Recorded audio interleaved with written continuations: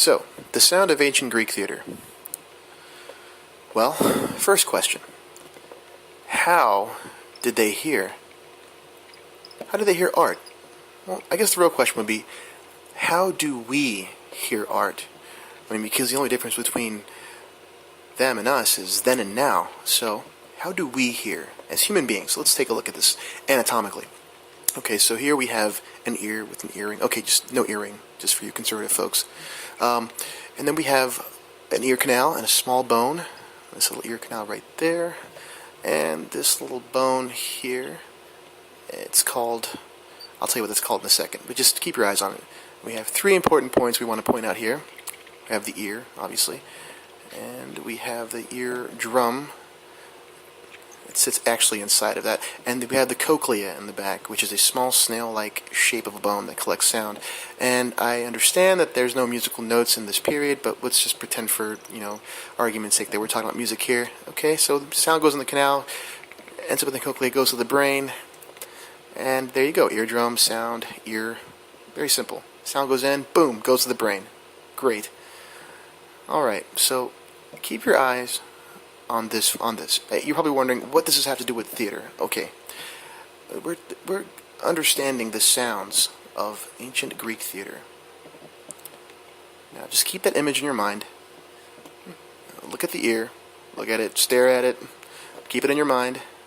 And now, if you will, just imagine if we took the area of the ear and we kind of just bent it 90 degrees down.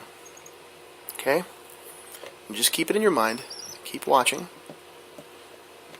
Remember the shape of the ear. Now think eardrum. Now think outer ear.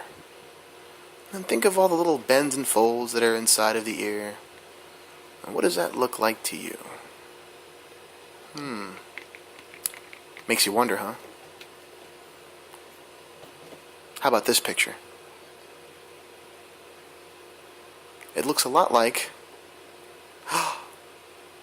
an ancient theater. We have the orchestra, the parados. I mean, it's all there. It looks like we have a small theater in our heads. I guess that's kind of funny when you think about it. The theater is in our heads, so at least the shape of it is times two, one for each side. So it's a bilateral theater thing going on. We have.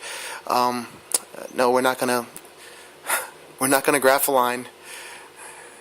And we're not going to try to find the slope of a line, if that even exists. Just look at the slope here, and that little circle that you see to the left. Think of that as the skene, or the scene, and the slope itself is actually going to represent where the actual the patrons would sit, the viewers or the audience, and so you'd have all this sound reflecting back and forth because of the convexing angles.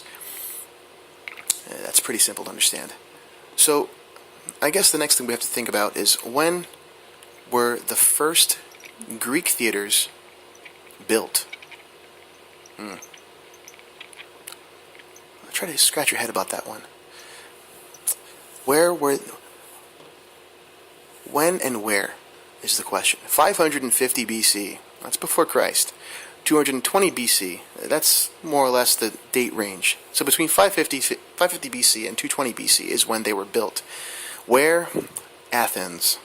That's in Greece, by the way. Okay.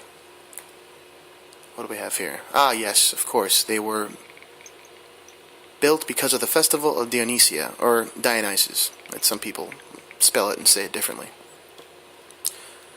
Moving on to the next point. Let's think about time, location, purpose, acoustics, and construction. This is basically just kind of a review. Time. Now, these theaters in ancient Greece were built between the years 550 BC to 220 BC. Their locations were predominantly in Athens. That's in Greece, once again. And the initial purpose was for the festival of Dionysus. And the acoustics were a reflective wave type acoustic. Basically, they relied on the surroundings to reflect sound, and the construction usually took between 1 to 5 years.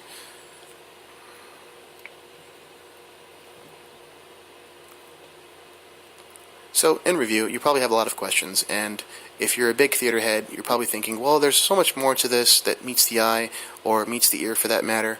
But just keep in mind that there's plenty to learn about theater, so I definitely challenge you to look out there and just figure it out and find out what it is that you love about theater, and if you care about it enough, you're going to find new and exciting things. I guess the real big takeaway here is that theaters are like giant ears, and we have 2 of them.